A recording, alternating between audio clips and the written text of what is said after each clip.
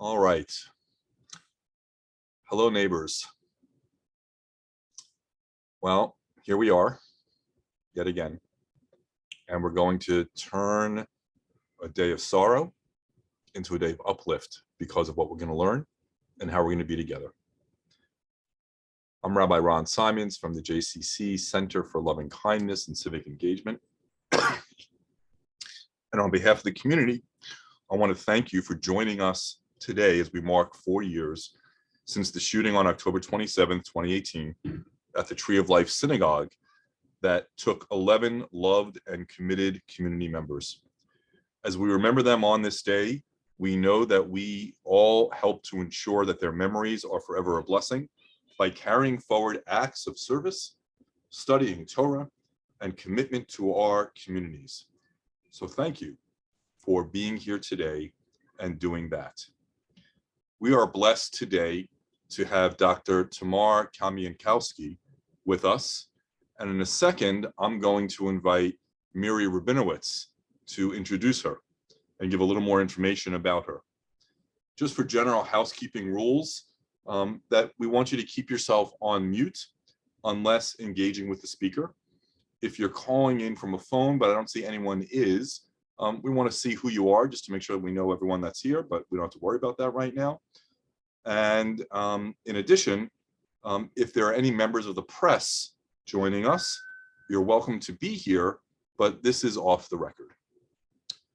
Finally, please know that we are recording this session, as you can see in the upper left-hand corner of your screen. We're only doing that so that the staff of the 1027 Healing Partnership can be at all of these experiences. The video is not going to be shared with anybody. And just to give us a sense of expectation of time, I've asked Dr. Kamionkowski to end at 12:50, including questions. And then Dan Legger is going to lead us in Kaddish D'Rabbanan, so that we'll be done by around 5:01, so that we can then go on to the next session if you're interested in doing so. So with that, the dear sweet Miri Rabinowitz. Oh, thank you, Ron. You're very, very kind. Thank you, everyone, for coming today. And I'm sitting here in the living room with Dan Legger on my right and Rabbi Amy Bardak on my left, and a couple of kiddies. And our teacher for this hour is Dr. Tamar Kamionkowski, and I'm just going to call her Tamar. Tamar earned a Master's of Theological Studies from Harvard Divinity School, and then a doctorate in Near Eastern and Judaic Studies from Brandeis University. For the past 25 years, Tamar has served as Professor of Biblical Studies at the Reconstructionist Rabbinical College. And in her bio, Tamar writes that her passion is bridging the worlds of biblical scholarship and contemporary Jewish life. Recently, Tamar wrote an award-winning book entitled Leviticus, a Wisdom Commentary.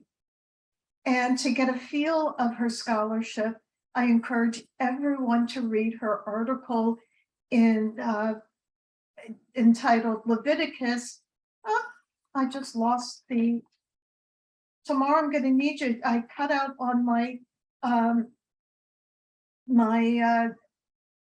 writing introduction about your wonderful article, Leviticus and COVID-19 and bringing it together. That was a shame. And it really is a great article, and I really encourage everyone to read it.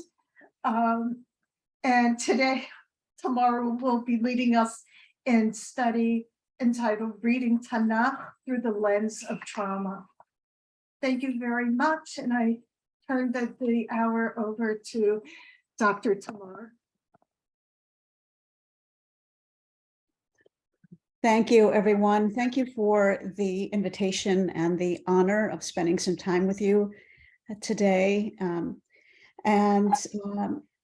am going to be sharing my screen, but I'm also going to put into the chats the sources that we're using today. I put onto Sefaria. So If you want a copy of this source sheet with a few quotations by a few scholars to which I will be referring today, feel free to download and access that text and save it if you are interested. I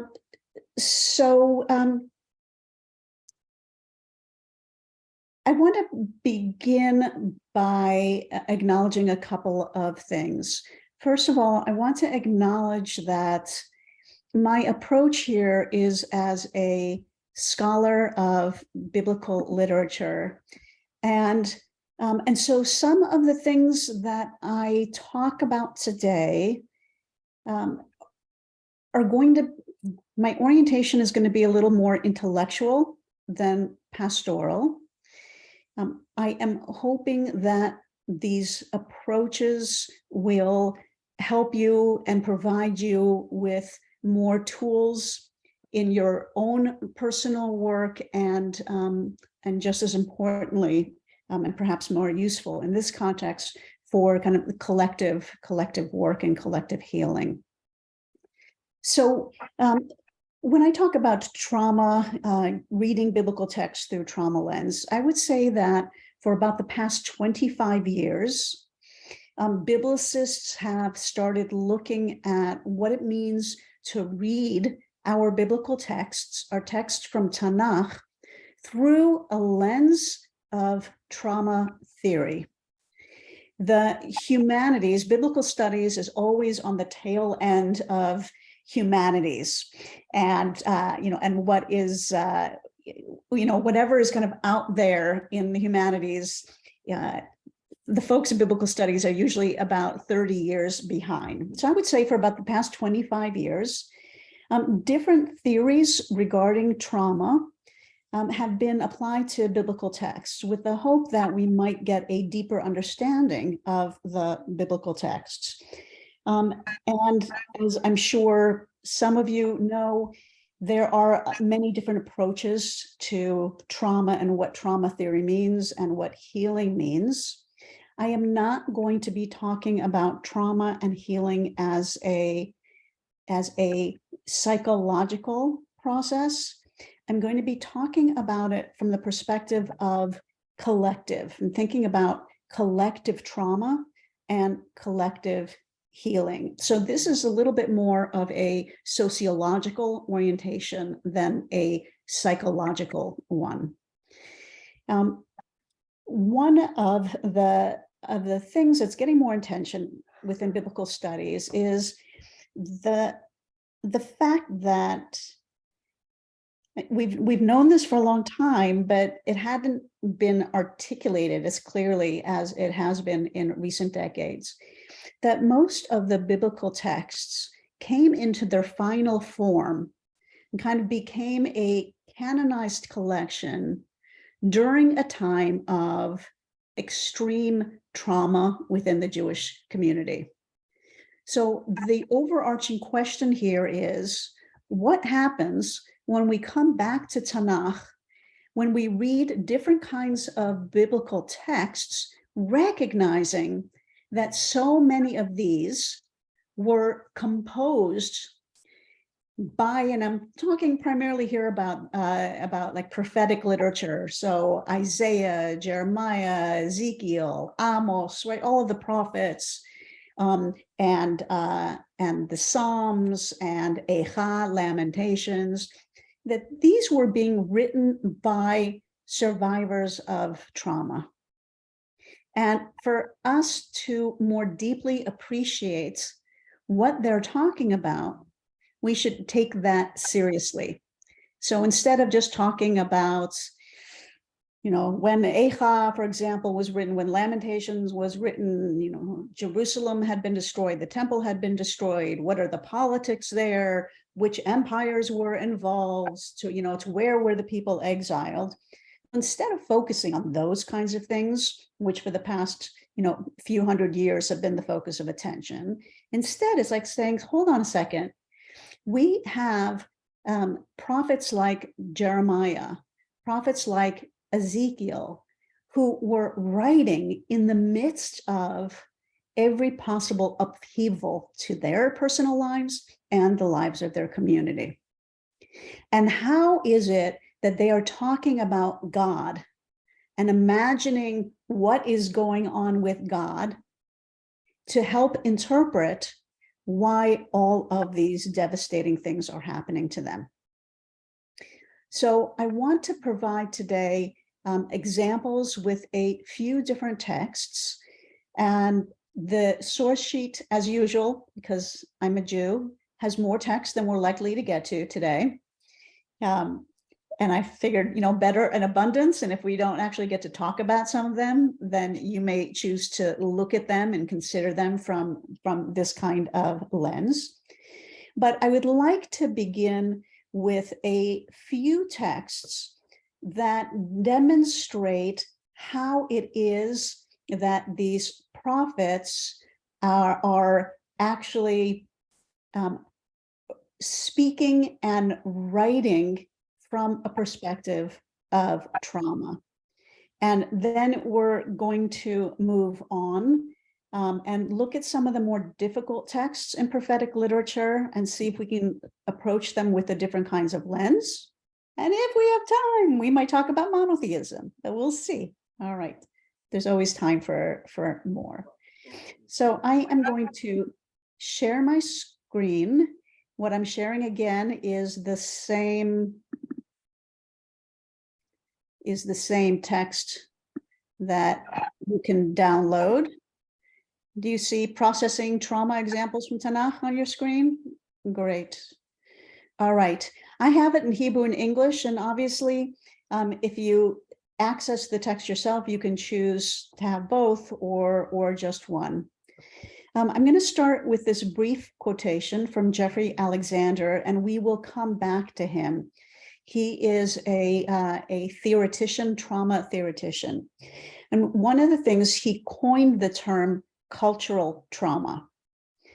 So he says that cultural trauma occurs when members of a collectivity feel that they have been subjected to a horrendous event that leaves indelible marks on their group consciousness, marking their memories forever and changing their future identity in fundamental and irrevocable ways. We will come back to this, but I want to begin first by looking at a few prophetic texts. And I want to start with Ezekiel 4. So just briefly, we believe that Ezekiel was actually a priest, a Kohen in the Jerusalem temple, and that he was sent into exile to Babylonia, to Bavel, with the first incursion of the Babylonians. And he is kind of in the first wave of refugees, and he is writing from Bavel. The first part of his book, he's anticipating the ultimate destruction of Jerusalem and of the temple. And then the second half of the book represents his prophecies post-destruction. So a lot of people have described Ezekiel as a little bit, mashugana, a little bit, crazy, a little off. Psychologists have actually tried to, to diagnose what Ezekiel is all about, because he does some rather odd things. So here's an example. So this is God now speaking to Yechezkel, and where it says mortal.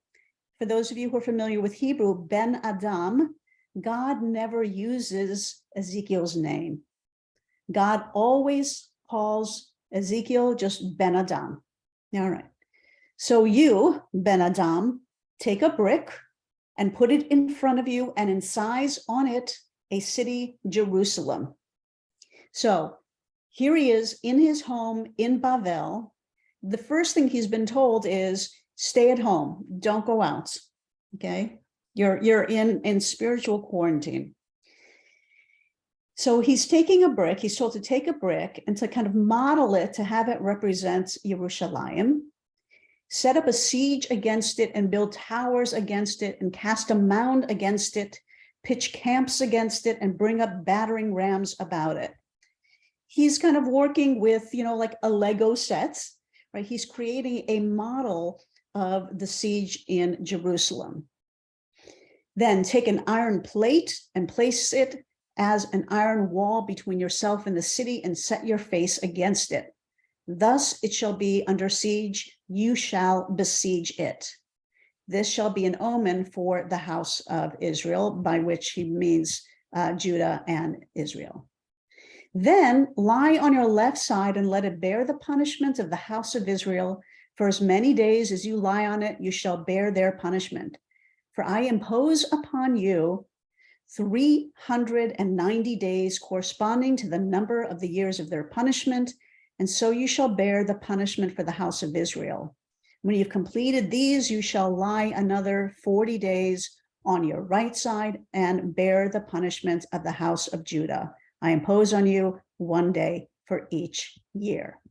All right, so this is just an example of a number of different things that Ezekiel understands God is asking him to do.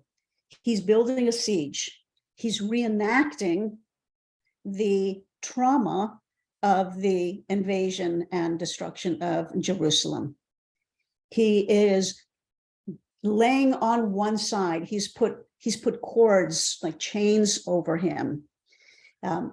He will be asked to shave his entire body and burn some of the hair and throw some to the wind. He will be asked to actually bake his food on human excrement. Right. So for so long, people looked at this and said, this is just a weird guy. Right. But now, thinking about trauma, one of the things that Ezekiel is providing for us is a recognition that the experience of the process of healing and coming to terms with that which you cannot come to terms with is about symbolic. It's about using the body to feel the full magnitude of the experiences, and that what he is doing is not at all strange. He is trying to take the unthinkable, right, that which cannot really be understood in the mind, and enact it. And we're not just talking about Ezekiel who's doing something that he understands God has asked him to do, but then this material becomes one of the books of Tanakh. And as it does so, we all become participants in his experience. And the fact that this book, that these kinds of writings were accepted into the community as part of the communal story, shows, right, demonstrates to some extent the ways in which the people understood the necessity of allowing the experience to replay in controlled environments to help process what is going on. Right. So this is one example, and Ezekiel is not the only one who does this. Isaiah will do some things that, from a rational point of view, look like they are really odd, right? Jeremiah as well. But what they are doing is they are trying to process and to help the community process things that sometimes are really just impossible to process. So trying to bring some of the experiences to a concrete, manageable level. So this is one text. I want to share another one.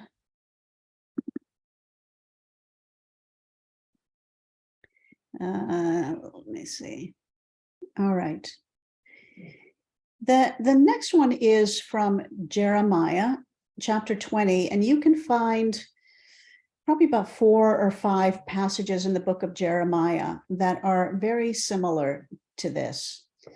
So what Jeremiah here is going to be describing is the pain, the ongoing pain that he is experiencing in being a prophet and delivering a message that no one wants to hear.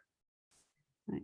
because he's talking about the coming devastation and destruction of Jerusalem and of the Judean kingdom. And of course, no one wants to hear bad news.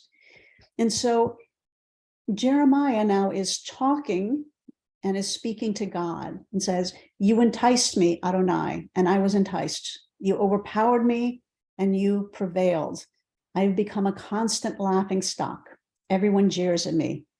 For every time I speak, I must cry out, must shout, lawlessness and rapine, for the word of the Lord causes me constant disgrace and contempt. I thought, I will not mention him. No more will I speak in his name. But God's word was like a raging fire in my heart, shut up in my bones. I couldn't hold it in. I was helpless. I heard the whispers of the crowd, terror all around.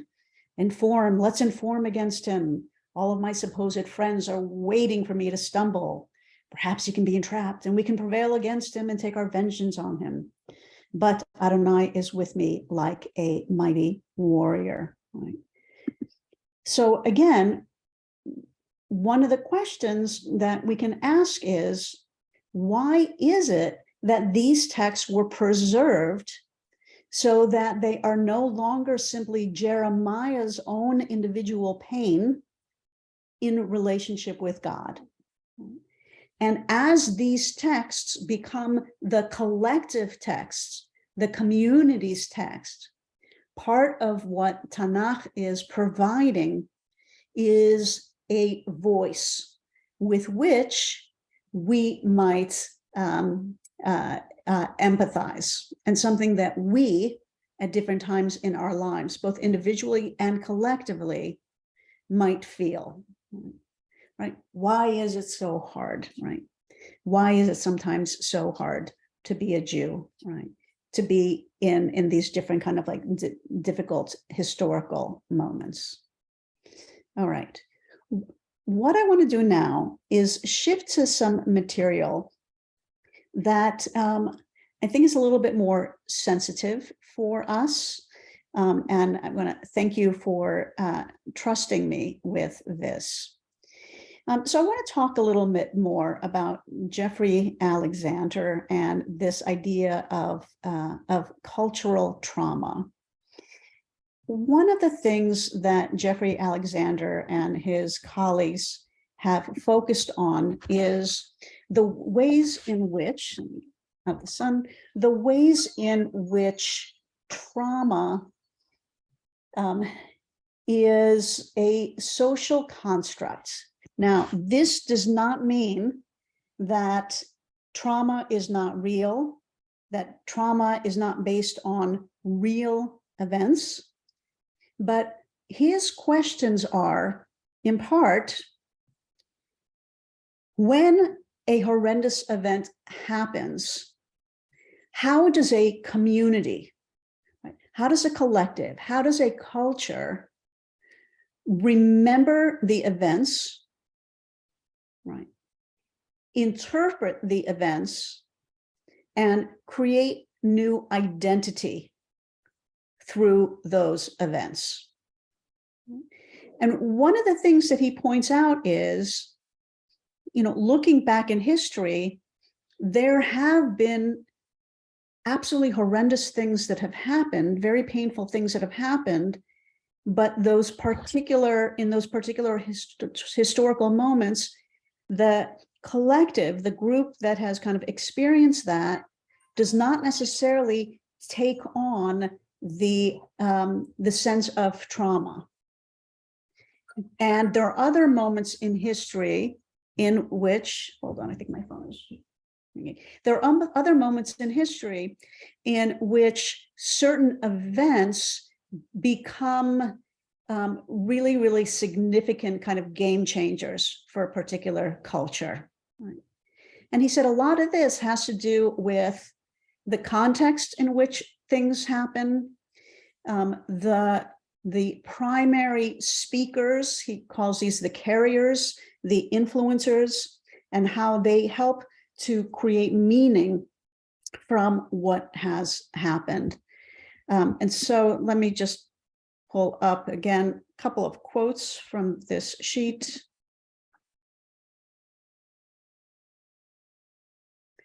I'm going to skip this and come back down here. So part of what he writes, and here you can see this is a 2012. For collectivities, it is different. Now he's talking about then the individual kind of psychological processes of healing. Rather than denial, repression, and working through, it's a matter of symbolic construction and framing, of creating stories and characters and moving along from there, right? A we must be constructed via narrative and coding, and it is this collective identity that experiences and confronts the danger. Hundreds and thousands of individuals may have lost their lives, and many more might experience grievous pain. Still, the construction of a shared cultural trauma is not automatically guaranteed, right? So that this is not something that just happens to a community. A community can be empowered to shape its understanding of the events and to further build its own kind of collective identity. So collective traumas are reflections of neither individual suffering nor the actual events, but they are really kind of reconstructions and reimagining, right? Again, this is about collective, cultural, rather than personal. Rather than descriptions of what is, they're arguments about what must have been and what should be, right? It's how we process. And then finally, he says, first and foremost, I maintain that events do not, in and of themselves, create collective trauma. Events are not inherently traumatic in a collective sense. Trauma is a socially mediated attribution. The attribution may be in real time as an event unfolds, may also be made before the event occurs or after the event has concluded. Now, let me share with you why this is significant in biblical studies. Part of those of us who engage in the study of Tanakh are interested in is not just what the words are, what the words mean from a theological perspective, from the application into contemporary Judaism, but what these biblical writings, how they impact on the 2,000-year-old identity of Jewishness and what it means to be Jewish. And to think about the ways in which our collective identity has been influenced by the fact that our primary texts were written in times of pain rather than times of stability and joy. And that this has to be relevant in some way or another. So there are a lot of different answers to this. But one of the things that has been emerging is looking at some texts that many of us through contemporary lens consider very, very problematic texts.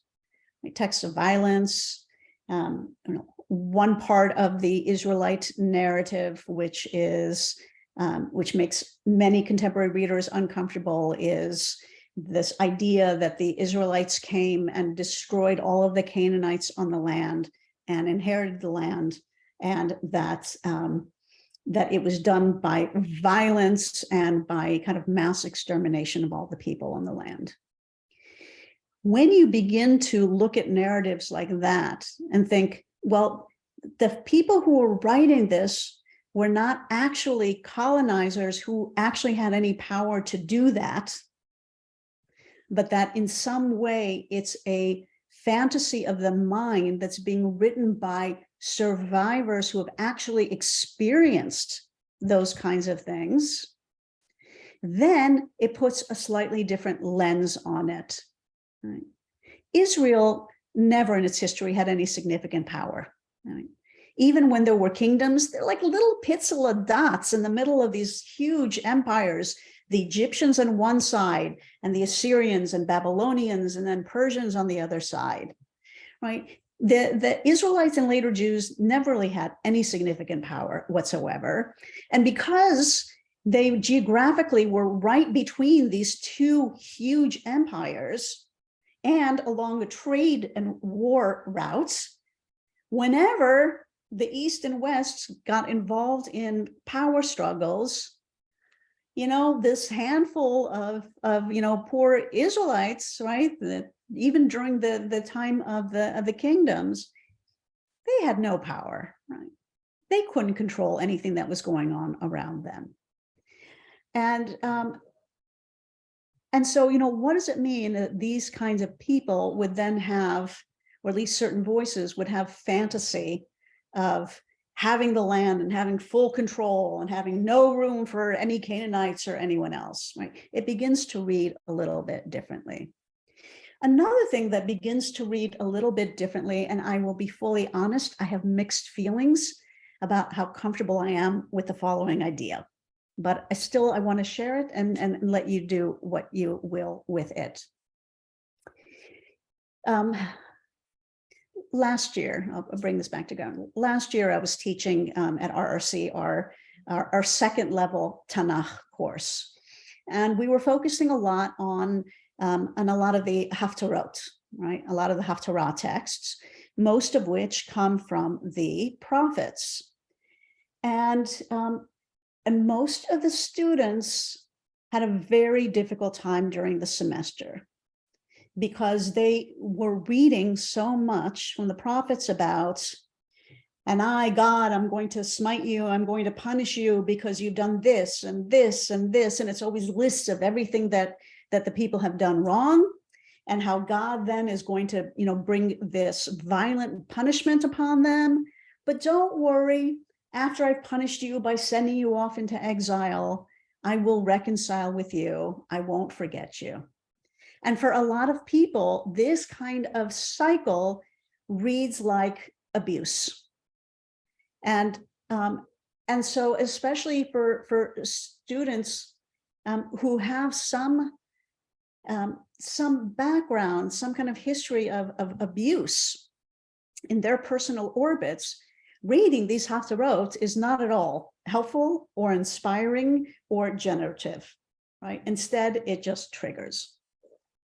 And I myself have written about, about the perspective of God as violent and as abusive, and as the people having no independence, right? They're inextricably tied to God. If God gets angry, then they bear the punishment. And then I began to read some trauma theorists on these texts, and it helped me to see some of these texts in a different way. And again, the reminder here is that the people who are writing these texts are actually survivors of trauma, and they have lost everything in their lives that they thought that they could count on, right? Everything has fallen apart, right?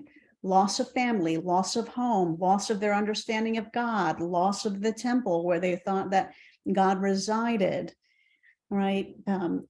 Firsthand, exposure to the atrocities of war. So you have this community that is reeling.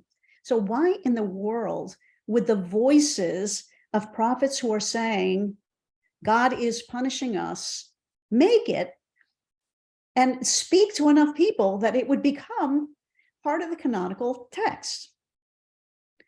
So part of the theory here, one of the ideas that's been presented, is that when people experience trauma and are dealing with PTSD, a common step in the process of healing is guilt, right? Survivor guilt, self-blame, there's something I could have done more, right? I could have done something differently. We could have had more security. We could have done this. We should have known that, right? All of these kind of internal voices that at some point or another come up for people.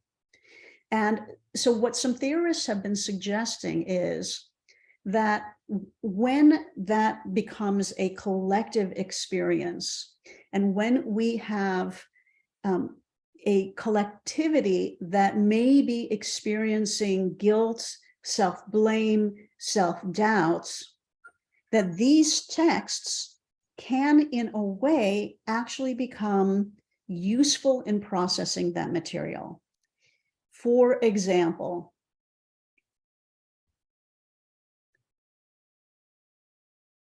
it is possible that when the prophets are imagining that God is blaming the people and saying, you deserved it because you did this, this, and this, that it's actually easier to put the idea of blame onto God rather than the self. Because it externalizes the feelings of guilt and blame. And it allows God to do that so that we can let go of it and we don't have to do it anymore. And in these texts, the story never ends there. The story then goes to, where do we go from here? How do we move forward? And so I remember, what was it, in the, I guess, mid 80s, at the beginning of the of AIDS, the refrain that we heard from a lot of people, oh, they deserve to, all these gay people deserve to get this disease. God is punishing them for their sins. And then we think that, oh, these biblical texts are doing the same thing, but they're not, because the people who are saying these things in the Bible are people who are actually experiencing the affliction. So it becomes a way of processing the events. I'm going to grab my notes for a minute to make sure that I am bringing up the points that I wanted to bring up. Yeah, so each text may address the initial feelings of grief and overwhelm and guilt, but inevitably Jeremiah, Ezekiel, all of these angry prophets then allow the community to let it go and saying, what's done is done, and let's move forward, right? It's so let me show you an example of a text.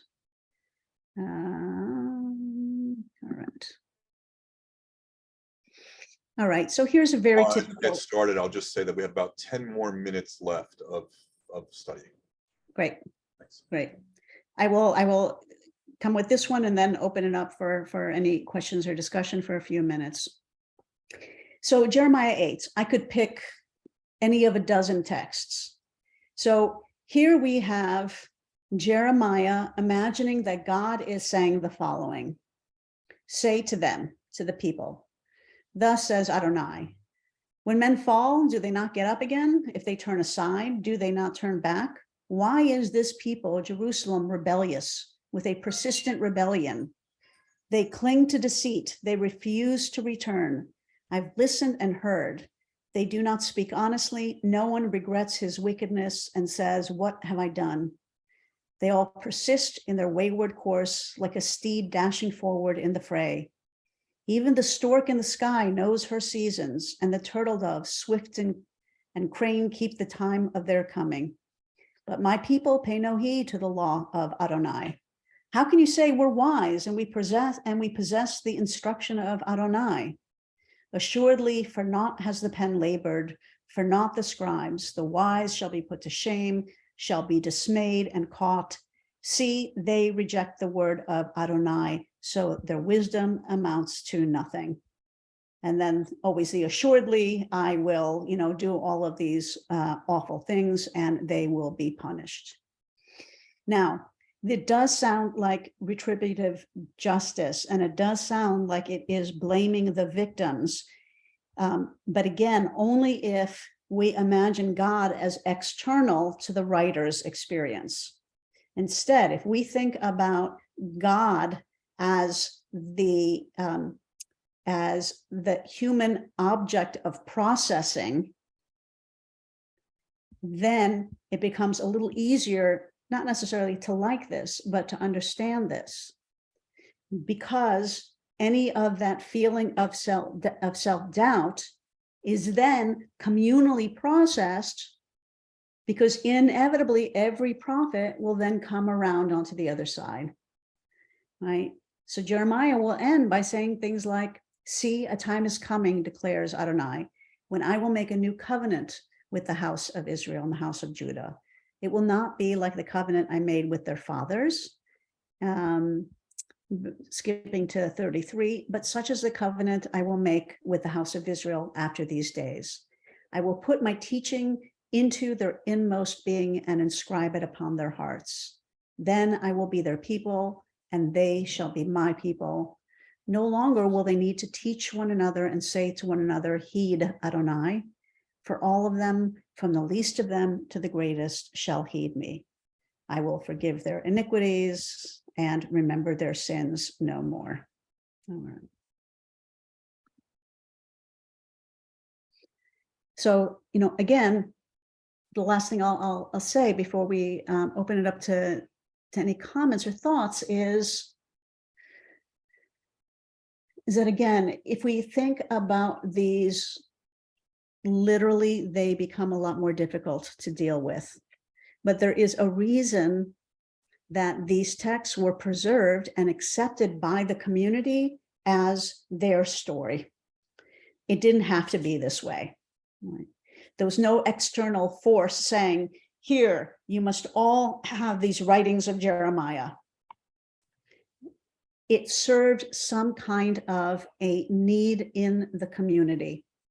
It helped to concretize what would have been very, very difficult to process, and to move the community through and onto a new identity. And here, the new identity is, let's rethink what covenant means. Let's rethink what is being asked of us, and let's rethink where it is that we're what direction we are moving in. So I want to stop there for now. For folks who are interested in this, there's a lot of literature that's being written about all sorts of material, and to see if there are any questions or comments.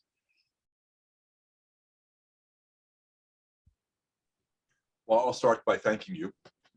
And as people begin to think what they might want to be asking, maybe I'll just throw out the first question is, you've given us a rich look into ancient Israel and these texts that many of us thought, what's going on here? So let's jump forward around 2,800 years. What's going on here? Mm-hmm. What's the application for us here in Pittsburgh? Yeah.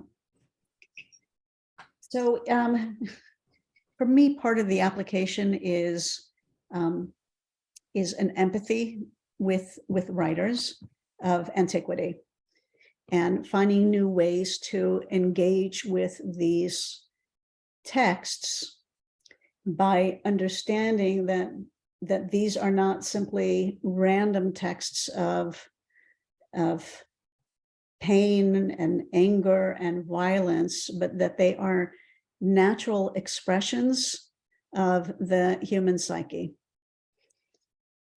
And that instead of just rejecting these texts, taking the opportunity to look at them from an empathetic perspective and to say, that's not how I would do things, right? That's not necessarily my process, or that's not our process. but we've actually been engaged in the process of trying to heal from traumas over and over again, and that this is part of the project of the Bible, right? And that we're not the first to try to process traumas and tragedies and work through them. Anyone else? A reflection, a question? Rabbi Klein, and then Cantor Newman. Okay, I'm just finishing my thought here. So, Yasher Koach. So I'm not sure that my thought is complete, but just trying to grasp where we stand in thinking about looking at an ancient text and how we today process the prophetic teachings and how that impacts how we might look at Tanakh, and thinking about those of us today who aren't living in biblical times and thinking about how trauma affects the collective. So my question is, what happens when those who experience the collective trauma are no more? So is the process of collective memory of trauma something that requires documentation and testimonials? And how do we process the notion that the pain and trauma not be lost on those who are not part of the collective? If that for you is a partially unformed thought, then wow, I want to spend more time with you. Excellent question. I'm not sure that I have any responses to that. I think that these are internal documents, and this is not fully addressing your question, but what comes to mind for me is the increasing difficulty that I have personally as a Jewish biblicist in a field that is dominated primarily by Christians, and who are looking at these same texts from a very different perspective. So I think part of my desire to put these as part of a trauma response tradition is it's a little bit a response to Christians who have problems with this violent God and the vengeful God of the Psalms, where I see it as it can be a natural human impulse to feel anger and fury, and better to let that out in our imaginings than on one another. But thank you for that question, and I wish I could respond more. Thanks. Okay. We'll do Cantor Newman, and then we'll do Jean Klickner, and then I think we'll wrap it up. Thanks, Ron. Thank you, Tamar, so much. This is really helpful. I want to go back and dig back into the prophets now, because it has been really, really hard. And so my question revolves around, and again, it's like just bubbling up, but if this is a tool so located in the prophets are specific events that relate to kind of universal things that come up over, like a thread comes, a trope comes up over and over. But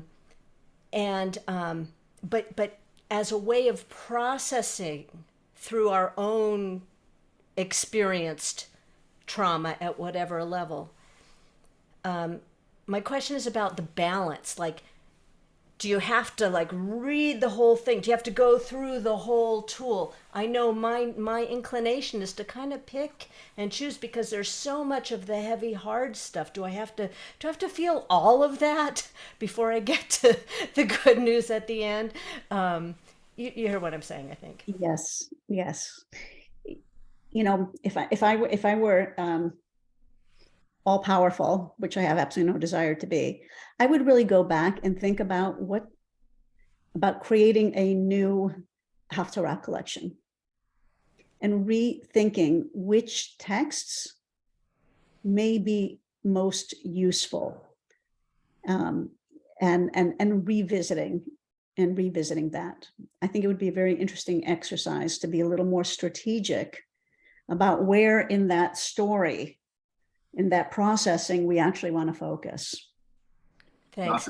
Not to be too self-serving, but my wife, Rabbi Barbara Simons, is editing such a book, and it will be coming out of the CCR press in January, we think. Oh, fantastic. And I guess let me just add one thing. My concern is when does it become simply ruminative versus useful versus elevating? Yes. Thank you. And I just want to say, I'm aware of time. As I said at the beginning, I want to reiterate, I'm a biblicist, right? So I am not a rabbi. I don't have any kind of pastoral, at least professionally trained pastoral skills. So for me, this is very much a work of partnership where I can access some of the contexts in which these texts developed, and welcome partners in the discussion of, well, what do we do with this material?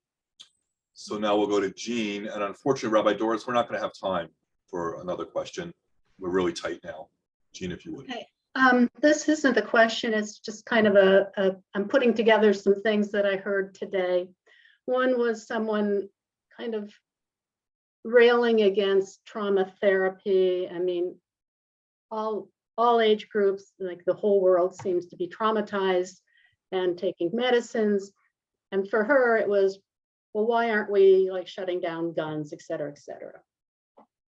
And then on the radio, I heard some high school students who were talking about the trauma of gun violence in the schools.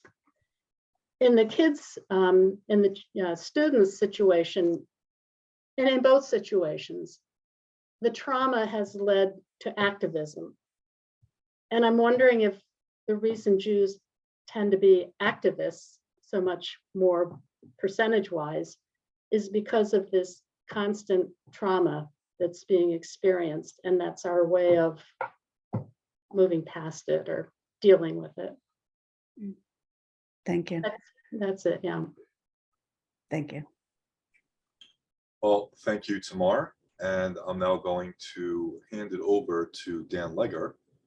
I'm going to spotlight you, Dan, so that everyone can see you.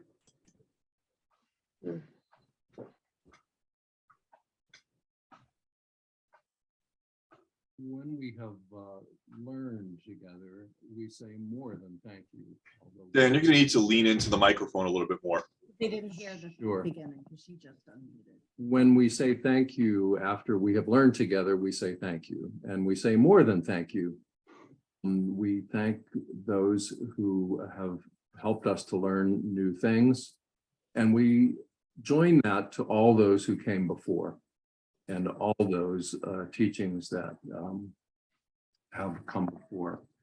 And we do that in the form of the Kaddish Rabbanan, which is probably the oldest form of the Kaddish that is known to us.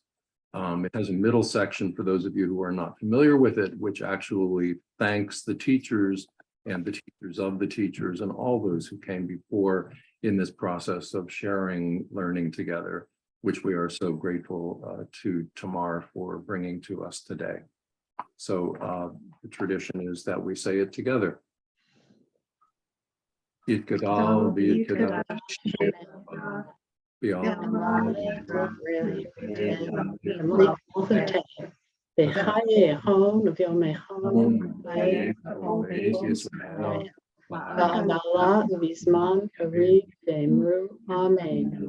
Yeshme Rabba Mevarach Le'ram Le'amen. Yiparah, Yishtabah, Yiparah, Yiparah, Yiparah, Yihalal, Shemei Kusha, Brehu. Ve'elam Yimkol Birkata V'shirata Shachata V'nechamata. Yiran B'alma Ve'emru. Amen.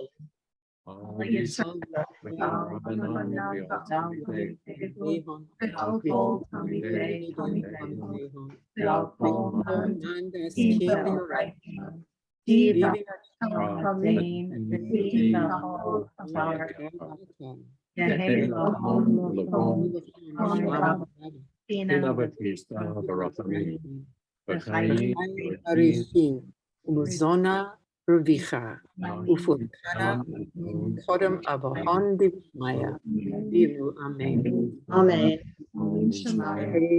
Yehi, Mama Rabba, Tovim Aleinu, Shalom. Israel, the Altorio, Amen.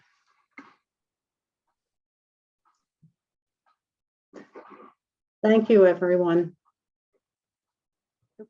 Thank you, Rabbi Ron. Thank you. Thank you, Tamar. Thank you, Hello. everyone. you. Laura, thank you for coming to Pittsburgh and being with us.